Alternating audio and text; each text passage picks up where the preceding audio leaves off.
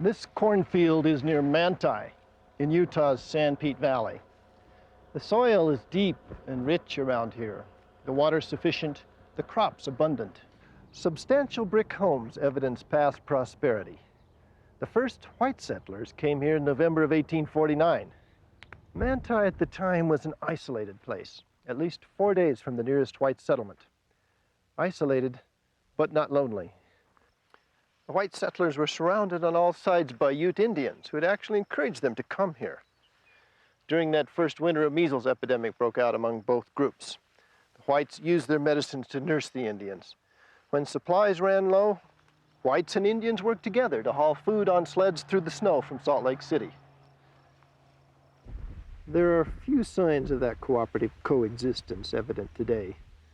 In fact, there's precious little evidence that the Indians ever lived here at all, though every now and then a fragment from the past turns up. This arrowhead was plowed up by a farmer working near here. A beautiful, skillfully carved point. It's hard to believe that not all that long ago a Ute stood near this spot and launched an arrow tipped with this point at a grouse, a rabbit, or a deer.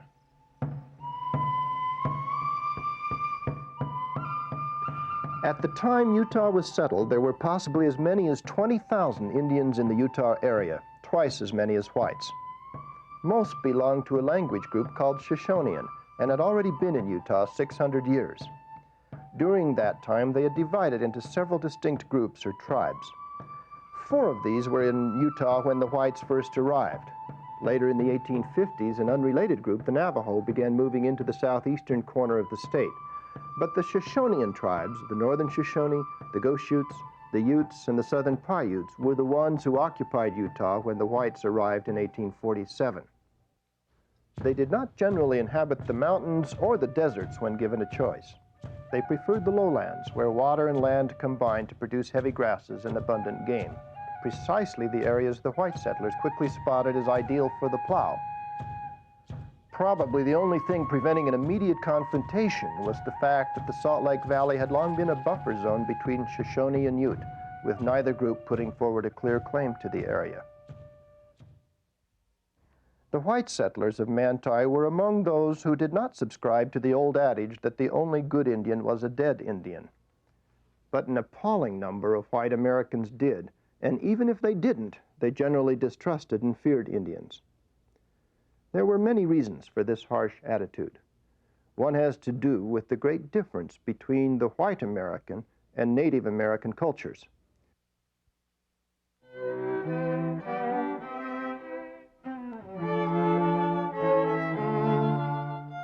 Seldom have two cultures clashed so dramatically as when puritanical Victorian America came into contact with mid-19th century Native America.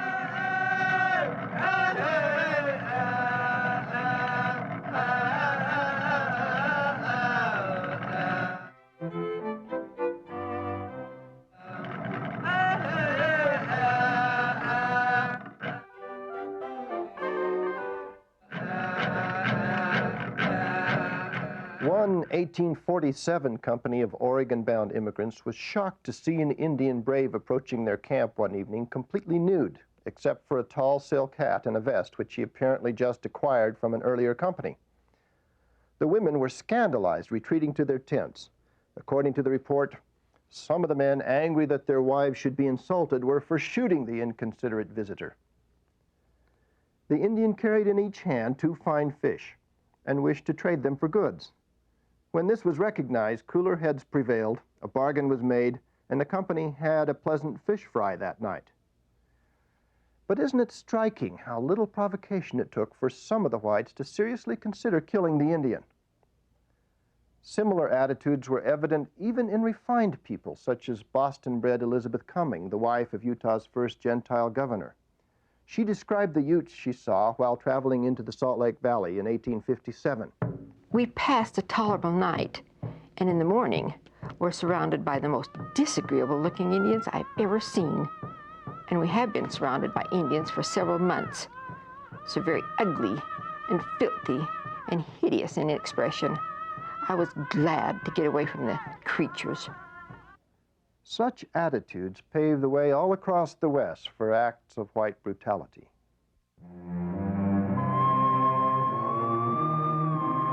settlers forced removals of Indians from their lands. Immigrants killed dozens of Indians for minor offenses such as petty thievery.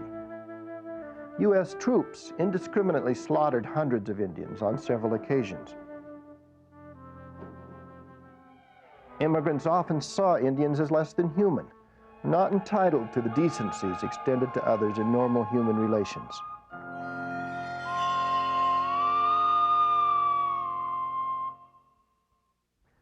The first whites to settle in Utah were not immune to these attitudes. They had lived for years in the frontier areas where most whites despised Indians and their ways. This negative influence, however, was countered by more positive Mormon teachings. The Book of Mormon spoke of a group of once enlightened people of Hebrew descent called Lamanites.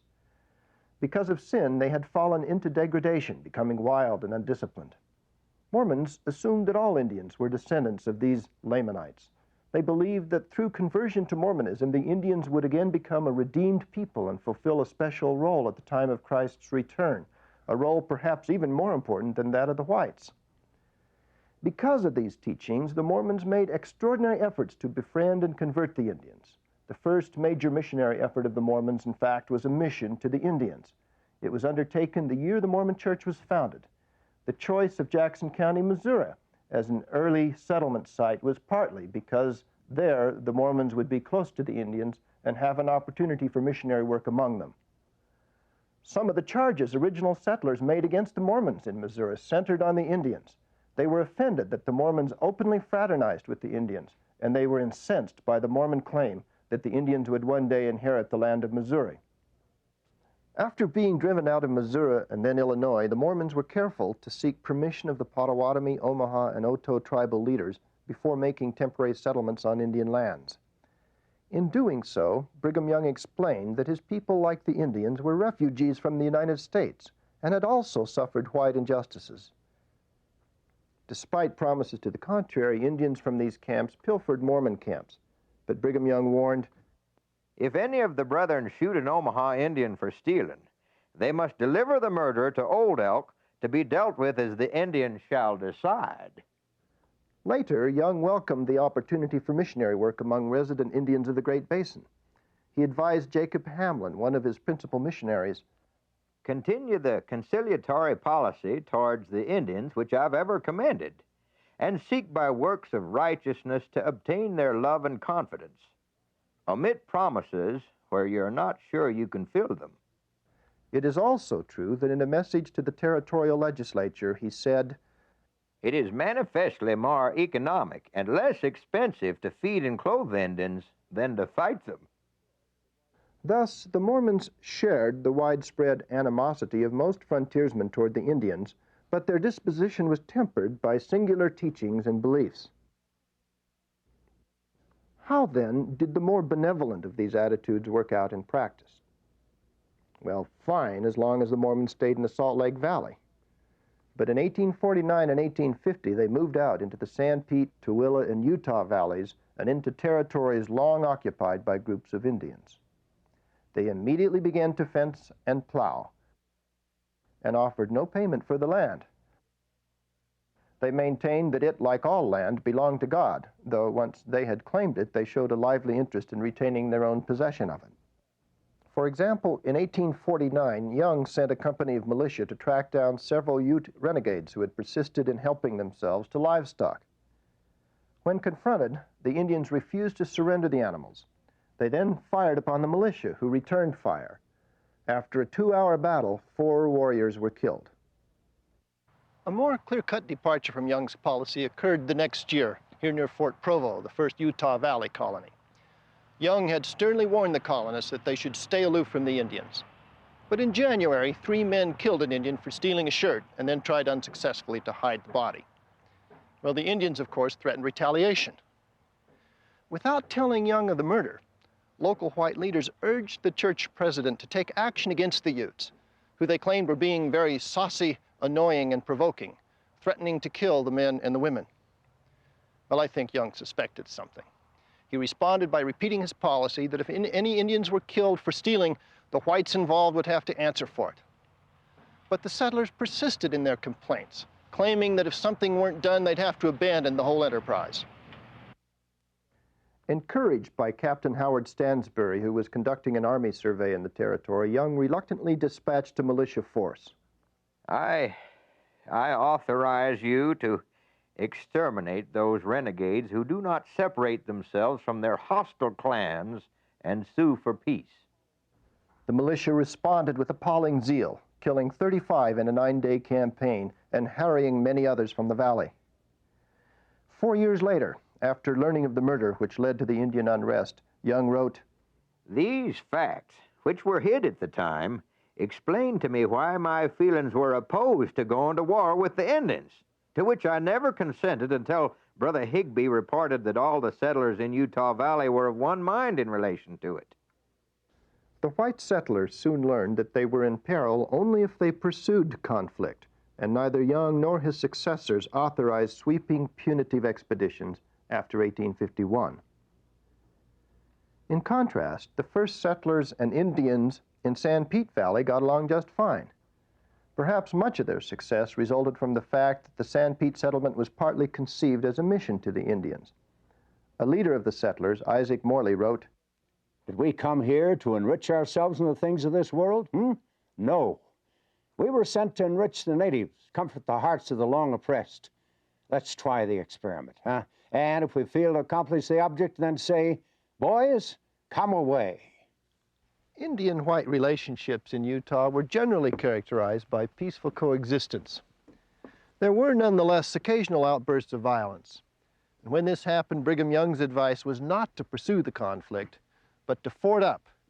That is, to build a protective enclosure like Fort Deseret. He encouraged this policy during at least 3 periods of conflict: the Walker War of 1853-54, the Goshute War of 1860 to 63, and the Black Hawk War of 1865 to 69. The Walker War was the predictable result of continuing encroachments of whites on the most favorable lands of the territory and their interference with Indian slave trade. This conflict was named after one of the most widely known Ute chiefs in the West. Wa Kara, or Walker as the whites called him, had taken parties on horse and slave trading expeditions as far as Southern California.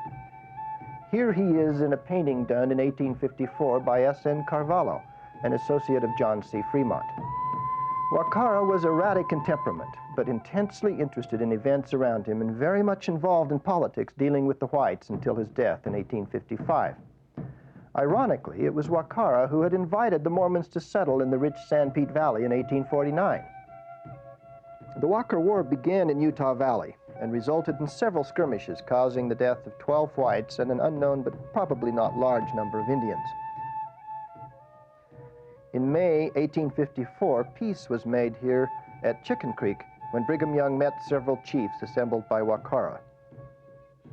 The Goshute War consisted of a series of destructive Indian raids on the Deep Creek and Willow Springs stage stations along the main overland route to California. U.S. troops retaliated massively and the raids ended in 1863. Altogether, about 16 whites and over 100 Indians were killed. The Black Hawk War was a war in earnest. It consisted of a series of raids extending over 4 years. It was inspired by a young Ute who refused to settle on the recently created reservation in the Uinta Basin. Black Hawk attracted a following of 200 to 300 militants. They attacked settlements in Sanpete Valley and in southern Utah, causing the temporary abandonment of at least 25 towns and the death of 70 whites.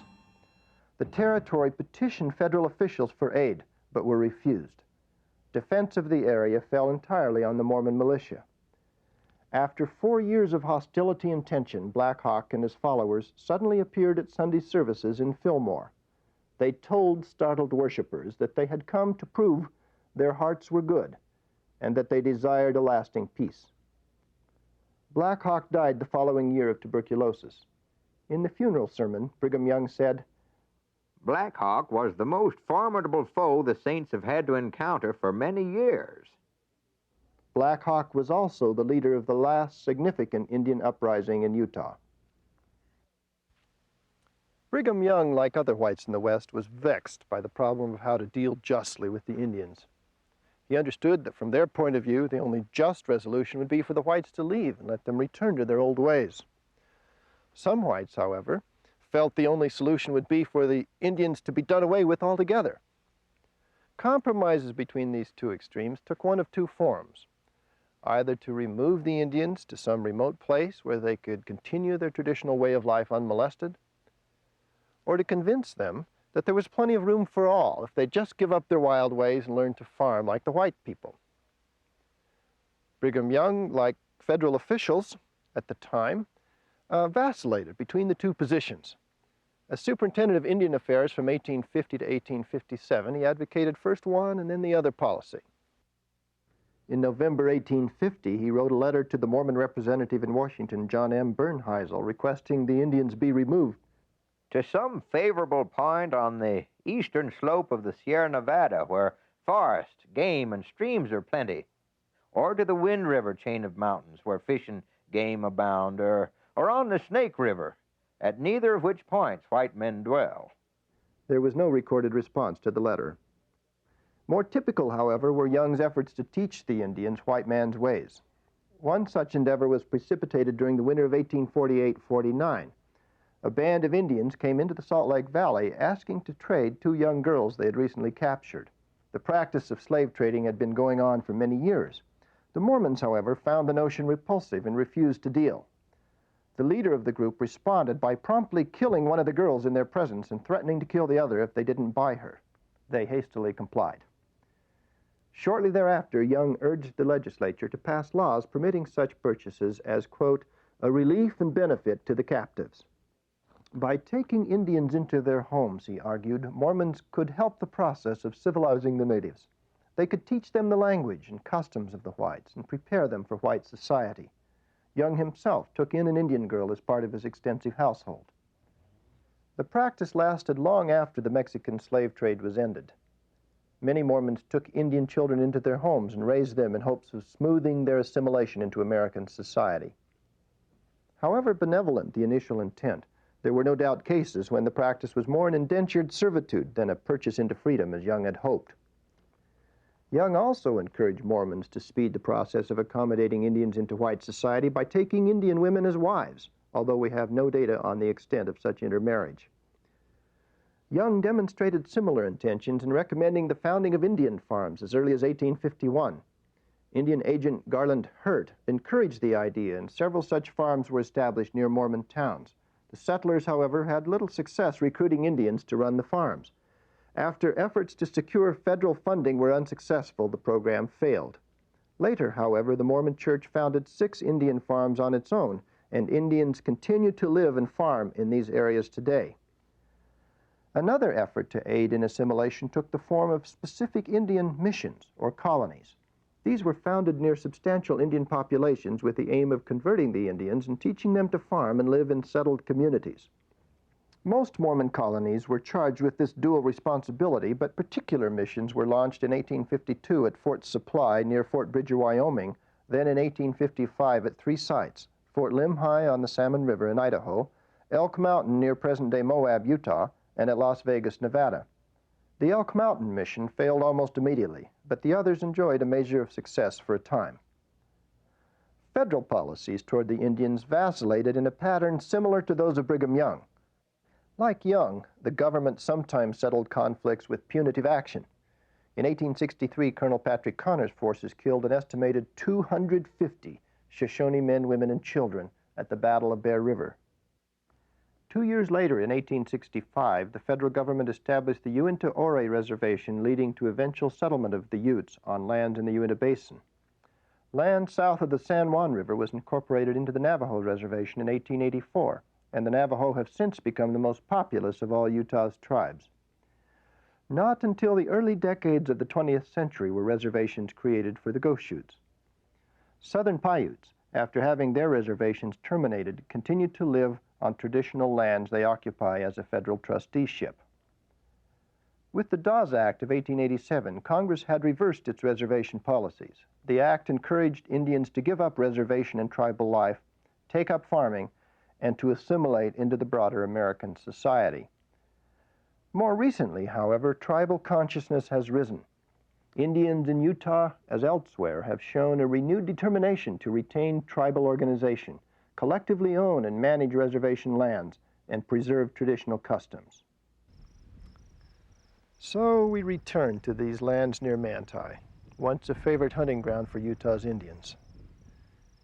The striking thing about this scene is that there are no Indians, only an occasional arrowhead or potsherd turned up by a farmer tilling the soil. Brigham Young saw what was happening in 1871 and described the problem with poignant clarity. I will say to our government, if they could hear me, you need never fight the Indians, but if you want to get rid of them, try to civilize them.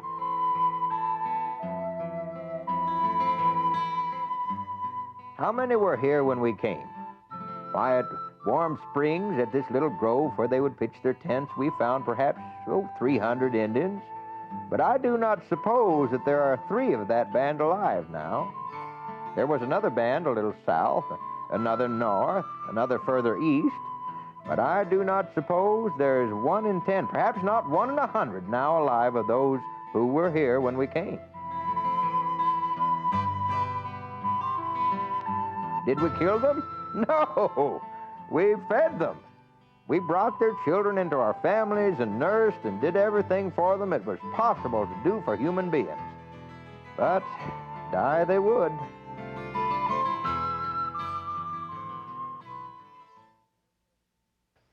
There's ample evidence that the Mormons were more benevolent in their relations with Indians than many whites. And yet the vexing thing, as Young realized, was that in the long run this didn't seem to make a great deal of difference.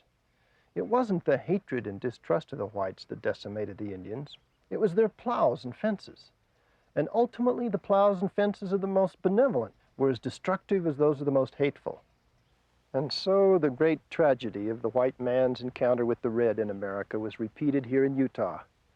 In the clash of cultures, neither side was willing to concede. Isaac Morley had his heart in the right place when he said that we have come to comfort the hearts of the long oppressed, and if we fail in the object, then boys, come away. Well, there can be little doubt that the whites failed to bring the comfort they had hoped. And when it came right down to it, they were unwilling to come away and leave the land to the Indians. Here are the fields, the fences, and the houses. But where are the Indians?